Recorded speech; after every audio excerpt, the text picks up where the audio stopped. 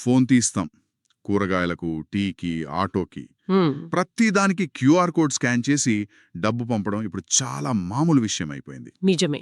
కానీ ఈ సౌకర్యంతో పాటే ఒక కొత్త రకం దొంగతనం కూడా మొదలైంది. ఒకప్పుడు దొంగలంటే తాళాలు పగలగొట్టి ఇంట్లోకొచ్చేవారు. అవును, ఇప్పుడు ఇప్పుడు కేవలం ఒక లింక్ క్లిక్ చేయించడం ద్వారా మన బ్యాంక్ ఖాతా మొత్తాన్ని ఖాళీ చేస్తున్నారు. యా ఈ ఆన్లైన్ దొంగలను అరికట్టడానికి ప్రభుత్వం ఇప్పుడు ఒక కొత్త డిజిటల్ కాపలదారుని రంగంలోకి దింపింది. ఆ, ఈ రోజు మనం దాని గురించి లోతుగా మాట్లాడుకోబోతున్నాం. మన చేతిలో ఉన్న వివరాల ప్రకారం ఈ వ్యవస్థ పేరు ఫైనాన్షియల్ ఫ్రాడ్ రిస్క్ ఇండికేటర్, లేదా సింపుల్గా ఎఫ్ఆర్ఐ. ఎఫ్ఆర్ఐ వినడానికి ఏదో టెక్నికల్ పదంలా ఉంది. అసలు దీని కథ ఏంటి? ఒక నంబర్ మోసపూరితమైనదని ఇది ఎలా కనిపెడుతుంది? ఈ కొత్త కాపలదారు మన డబ్బును ఎలా కాపాడతాడు? అసలు ఈ ఆలోచన ఎవరిది, ఎక్కడి నుండి వచ్చింది? ఈ ఆలోచన డిపార్ట్మెంట్ ఆఫ్ టెలికమ్యూనికేషన్స్ అంటే డిఓటి వాళ్ళది.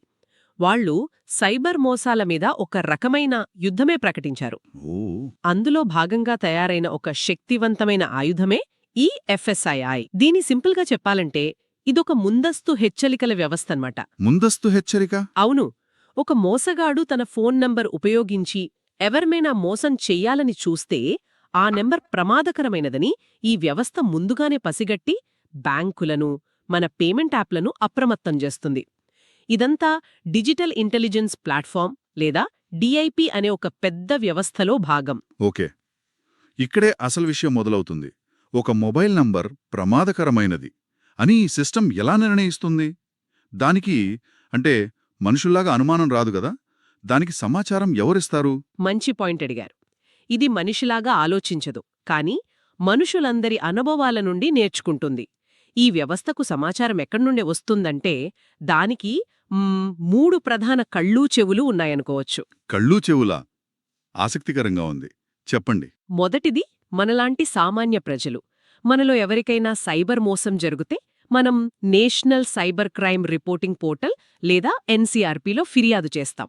అవును, ఆ ఫిర్యాదులో ఉన్న ఫోన్ నెంబర్లన్నీ ఈ ఎఫ్ఐఆర్ఈ వ్యవస్థకు ఒక ఇన్పుట్. సరే. రెండోవది ఒక రకమైన వాచ్ టవర్ లాంటి చక్షు అనే ప్లాట్ఫామ్. ఇది కూడా డిఓటి వాళ్లదే. మనకు ఏవైనా అనుమానాస్పద కాల్స్, మెసేజ్లు వస్తే ఆ వివరాలను వెంటనే అక్కడ రిపోర్ట్ చేయొచ్చు. ఇది కూడా ఎఫ్ఐఆర్ఈకి సమాచారం అందిస్తుంది. అంటే మనమిచ్చే ఫిర్యాదులే దీనికి బలం అన్నమాట. మరి మూడోదే అత్యంత కీలకమైనది. బ్యాంకులు మరియు ఆర్థిక సంస్థలు. వాళ్ల దగ్గర రోజూ లక్షల లావాదేవీలు జరుగుతుంటాయి. కరెక్ట్. వాటిలో ఏవైనా మోసపూరితమైనవిగా తేలితే ఆ మోసానికి వాడిన ఫోన్ నెంబర్లు, ఖాతాల వివరాలను వాళ్లు నేరుగా ఈ ప్లాట్ఫామ్లో పంచుకుంటారు. ఈ 3 మార్గాల నుండి వచ్చిన సమాచారాన్ని అంతా కలిపి ఒక ఆర్టిఫిషియల్ ఇంటెలిజెన్స్ అల్గారిథం విశ్లేషించి ప్రతి నంబర్కు ఒక రిస్క్ స్కోర్ ఇస్తుంది. Risk score? ఓహ్, అంటే మన క్రెడిట్ స్కోర్ లాగా అన్నమాట. దాదాపు అలాగే అనుకోవచ్చు. కానీ ఇది నమ్మకాన్ని కాదు, ప్రమాదాన్ని కొలుస్తుంది. ఈ స్కోర్ ఆధారంగా నంబర్లను 3 రకాలుగా విభజిస్తుంది. 3 రకాలుగానా? అవును. మధ్యస్థ ప్రమాదం అంటే మీడియం రిస్క్, అధిక ప్రమాదం అంటే హై రిస్క్, మరియు చాలా అధిక ప్రమాదం అంటే వెరీ హై రిస్క్. ఒక నంబర్ మీద ఎక్కువ ఫిర్యాదులు ఉంటే దాని రిస్క్ స్కోర్ అంత ఎక్కువగా ఉంటుంది. సరే, ఇప్పుడు నా ఫోన్లోని పేమెంట్ యాప్కి ఒక నంబర్ చాలా అధిక ప్రమాదం ఉన్న కేటగిరీలో ఉందని ఒక సిగ్నల్ అందిందనుకుందాం. ఆ సిగ్నల్ అందుకున్న తర్వాత అది ఏం చేస్తుంది? లావాదేవీని పూర్తిగా ఆపేస్తుందా, లేక నాకేదైనా హెచ్చరిక ఇస్తుందా? ఇక్కడే ఈ వ్యవస్థ యొక్క తెలివి బయటపడుతుంది. డిఓటి కింద పనిచేసే డిజిటల్ ఇంటెలిజెన్స్ యూనిట్ ఈ రిస్క్ స్కోర్ను నిజ సమయంలో అంటే రియల్ టైంలో దేశంలోని అన్ని బ్యాంకులకు, యూపీఐ యాప్స్కు చేరవేస్తుంది. వెంటనేనా? వెంటనే. ఇప్పుడు మీరు అడిగిన ప్రశ్నకు వస్తే ఆ తర్వాత ఏం చెయ్యాలనే నిర్ణయం బ్యాంకు లేదా యాప్ తీసుకుంటుంది. కానీ వాటికి కొన్ని మార్గదర్శకాలు ఉన్నాయి. చాలా అధిక ప్రమాణం అని ట్యాగ్ చేయబడిన నంబర్కు డబ్బు పంపే ప్రయత్నం జరిగితే చాలా సందర్భాల్లో ఆ లావాదేవీని పూర్తిగా తిరస్కరిస్తారు. ఒక్క నిమిషం, పూర్తిగా తిరస్కరించడమా? అది కొంచెం కఠినంగా అనిపించడం లేదా? ఒకవేళ అది నిజంగా అత్యవసర పరిస్థితి అయితే, ఎవరో హాస్పిటల్లో ఉన్నారు, వాళ్లకి డబ్బు పంపాలి, కానీ పొరపాటున ఆ నంబర్ ఫ్లాగ్ అయి ఉంటే, అంటే కస్టమర్కి అవకాశం ఇవ్వకుండా యాప్ ఏకపక్షంగా నిర్ణయం తీసుకోవడం కరెక్టేనా? ఇది చాలా ముఖ్యమైన ప్రశ్న. దీని గురించి వ్యవస్థ రూపకర్తలు కూడా ఆలోచించారు. ఇక్కడ ఒక విషయం గమనించాలి. మోసగాళ్లు వాడే సిమ్ కార్డుల జీవితకాలం చాలా తక్కువ. అవును, విన్నాను. కొన్నిసార్లు కొద్ది గంటలు లేదా రోజులు మాత్రమే వాడి పడేస్తారు. ఆ నంబర్పై పూర్తి విచారణ జరిపి అది మోసపూరితమైనదని అధికారికంగా నిర్ధారించే లోపే జరగాల్సిన నష్టం జరిగిపోతుంది. అందుకే ఎఫ్ఆర్ఐ ఒక త్వరిత స్పందనా సూత్రాన్ని పాటిస్తుంది. అనుమానం వచ్చిన వెంటనే చర్య తీసుకుంటుంది. నేను అర్థం చేసుకోగలను, కానీ నా ప్రశ్న ఇంకా అలాగే ఉంది. నిజమైన కస్టమర్కి ఇబ్బంది కలగకుండా ఎలా చూస్తారు? దానిక్కూడా పరిష్కారం ఉంది. అందుకే 3 కేటగిరీలు పెట్టారు. చాలా అధిక ప్రమాణం ఉన్న నంబర్ల విషయంలో కఠినంగా ఉంటారు. ఎందుకని? ఎందుకంటే ఆ నంబర్పై ఇప్పటికే చాలా ఫిర్యాదులు లేదా బలమైన ఆధారాలు ఉంటాయి. అది అధిక లేదా మధ్యస్థ ప్రమాణం ఉన్న నంబర్ల విషయంలో లావాదేవీని ఆపకుండా యూజర్కి ఒక పెద్ద హెచ్చరిక చూపిస్తారు. ఓకే. జాగ్రత్త! మీరు డబ్బు పంపుతున్న ఈ నంబర్ అనుమానాస్పద కార్యకలాపాలతో సంబంధం కలిగి ఉంది. మీరు నిజంగానే పంపాలనుకుంటున్నారా అని 1కి 2 సార్లు అడుగుతుంది. కొన్ని బ్యాంకులు హైరిస్క్ లావాదేవీలను వెంటనే ప్రాసెస్ చేయకుండా కొన్ని నిమిషాలు ఆలస్యం చేసి అదనపు వెరిఫికేషన్ కోరుతున్నాయి. అలాగా? దీనివల్ల కస్టమర్ ఆలోచించుకోవడానికి సమయం దొరుకుతుంది. మోసగాడి ఖాతాలోకి డబ్బు వెళ్లకముందే దాన్ని ఆపే అవకాశం పెరుగుతుంది. అంటే ఇది ఒకేసారి కత్తిలాగా ఢాళ్లులాగా కూడా పనిచేస్తుందన్నమాట. చాలా బావుంది. ఇదంతా వినడానికి అద్భుతంగా ఉంది. కానీ ఆచరణలో ఏమైనా ఫలితం ఉందా? ఈ వ్యవస్థ వల్ల నిజంగా మార్పు వచ్చిందా? మన చేతులో ఏమైనా లెక్కలున్నాయా? ఉన్నాయి. ఈ నివేదికలోని గణాంకాలు చాలా ఆశాజనకంగా ఉన్నాయి. ఈ వ్యవస్థను ప్రవేశపెట్టిన మొదటి 6 నెలల్లోనే ఇది దాదాపు 660 కోట్ల రూపాయల సంభావ్య నష్టాలను నివారించగలిగింది. 660 కోట్ల? అబ్బా! అంటే దాదాపు మోసగాళ్ల చేతిలోకి వెళ్లాల్సిన అంత డబ్బుని ఇది కాపాడిందన్నమాట. ఇది చాలా పెద్ద విజయం. అవును. అయితే ఈ సంఖ్య ఆకట్టుకునేలా ఉంది, కానీ మన దేశంలో జరుగుతున్న మొత్తం ఆన్లైన్ మోసాలతో పోలిస్తే ఇది ఎంత? అంటే మనమీ యుద్ధంలో గెలుస్తున్నామా? లేక కేవలం ఒక చిన్న పోరాటంలో విజయం సాధించామా? ఇది ఖచ్చితంగా ఒక పెద్ద పోరాటంలో సాధించిన ముఖ్యమైన విజయం.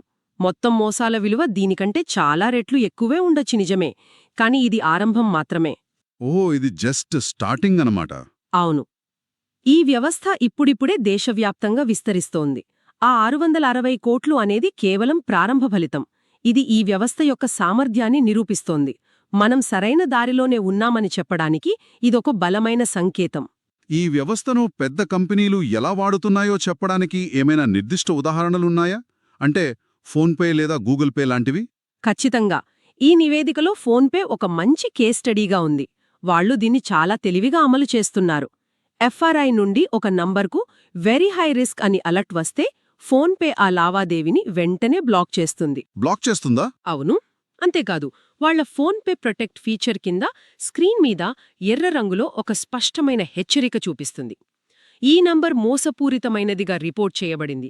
మీ భద్రత కోసం ఈ లావాదేవీ నిలిపివేయబడింది అని క్లియర్గా చెప్తుంది. మరి మీడియం రిస్క్ నంబర్ల సంగతి ఏంటి? ఆ విషయంలో వాళ్లు లావాదేవీని ఆపరు, కానీ కస్టమర్కి ఒక పాపప్ ద్వారా హెచ్చరిస్తారు.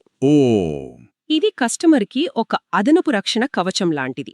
అంటే వ్యవస్థ తన పని తాను చేస్తుంది, కానీ చివరి నిర్ణయాన్ని కొన్నిసార్లు కస్టమర్కే వదిలేస్తుంది. ఇది మంచి బ్యాలెన్స్. అంటే ఫోన్పే మాత్రమే కాదు, పేటీఎం, గూగుల్ పే లాంటి ప్రధాన యూపీఐ యాప్లు, అలాగే Punjab national bank, HDFC, ICICI లాంటి పెద్ద బ్యాంకులన్నీ దీన్ని అమలు చేస్తున్నాయని ఈ పత్రాల్లో ఉంది. ఇది నిజంగా ఒక పెద్ద కదలిక. అవును. పైగా రిజర్వ్ బ్యాంక్ ఆఫ్ ఇండియా అంటే ఆర్బీఐ కూడా అన్ని బ్యాంకులకు ఒక సలహా ఇచ్చింది. దేశంలోని అన్ని షెడ్యూల్డ్ కమర్షియల్ బ్యాంకులు, స్మాల్ ఫైనాన్స్ బ్యాంకులు, పేమెంట్ బ్యాంకులు, సహకార బ్యాంకులు, ఇలా అన్నీ అందరూ ఇంకో బ్యాంకుకు ఒక యాప్ నుండి ఇంకో యాప్కు తేలికగా మారిపోతుంటారు. నిజమే. అందరూ కలిసి ఒకే గోడ కడితే తప్ప వాళ్లను ఆపలేం. ఇదంతా వింటుంటే ఈ ఎఫ్ఐఐ అనేది కేవలం ఒక చిన్న టూల్ కాదు, ఒక పెద్ద ప్రణాళికలో భాగం అని స్పష్టంగా అర్థమవుతోంది. దీని వెనుకున్న పెద్ద చిత్రమేమిటి? మీరు సరిగ్గా పాయింట్ పట్టుకున్నారు. ఎఫ్ఆర్ఐ అనేది ఒక పెద్ద ఐస్బర్గ్ యొక్క కొన మాత్రమే. ఆ ఐస్బర్గ్ పేరేంటి? ఆ ఐస్బర్గ్ పేరే డిజిటల్ ఇంటెలిజెన్స్ ప్లాట్ఫామ్ లేదా డిఐపి. ఎఫ్ఆర్ఐ ఈ డిఐపి పైన పనిచేసే ఒక అప్లికేషన్. డిజిటల్ ఇంటెలిజెన్స్ ప్లాట్ఫామ్ వినడానికి చాలా పవర్ఫుల్గా ఉంది. అసలేంటిది? ఇక్కడ అసలు విప్లవాత్మకమైన విషయమేమిటంటే ఈ డిఐపి అనే వ్యవస్థ వేర్వేరు ప్రపంచాలను, ప్రభుత్వ ఏజెన్సీలు, ప్రైవేట్ బ్యాంకులు, టెలికాం కంపెనీలు మరియు వాట్సాప్ లాంటి టెక్ దిగ్గజాలను ఒకే వేదికపైకి తీసుకురావడం. అంతా ఒకే చోటుకొస్తున్నారన్నమాట. అవును. గతంలో ఇవన్నీ వేర్వేరుగా పనిచేసేవి. ఒక బ్యాంక్లో జరిగిన మోసం గురించి ఇంకో బ్యాంకుకు తెలియడానికి చాలా సమయం పట్టేది. ఈలోపు మోసగాడు ఇంకో 10 మందిని మోసం చేసేవాడు. కానీ ఇప్పుడు అలా కాదన్నమాట. ఇప్పుడు అస్సలు కాదు. ఈ డిఐపి అనేది ఒక సురక్షితమైన real time data sharing highway లాంటిది. దీనికి దాదాపు 1000కి పైగా సంస్థలు కనెక్టరీ ఉన్నాయి. 1000కి పైగానా? అవును.